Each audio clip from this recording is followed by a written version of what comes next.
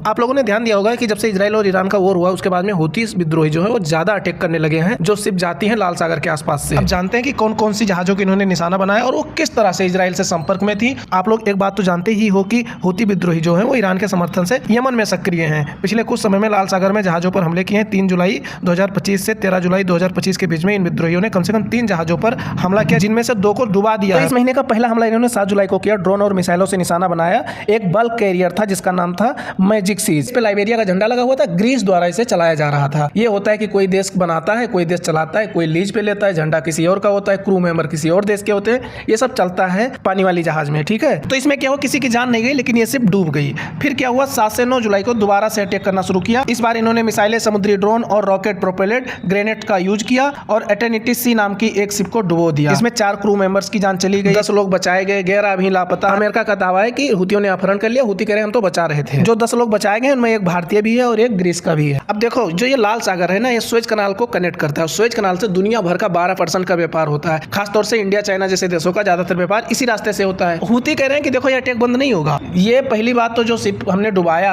ये जा रहे थे इजराइल से कनेक्टेड थे। और दूसरी बात, इजराइल जब तक गाजा पे अटैक करना बंद नहीं करेगा तब तक हम लाल सागर में ऐसे ही शिप डुबाते रहेंगे। अब आप कहोगे कि हूतियों को मार क्यों नहीं रहे, तो देखो ऑपरेशन प्रॉस्पेरिटी गार्जियन चलाया गया था जिसके तहत बहुत ज्यादा बम्बार्डमेंट किया गया, बहुत ज्यादा अटैक किया गया, लेकिन कंट्रोल नहीं कर पा रहे। बच गया, नहीं तो अमेरिका का 35 मार के गिरा दिया होता हूतियों ने।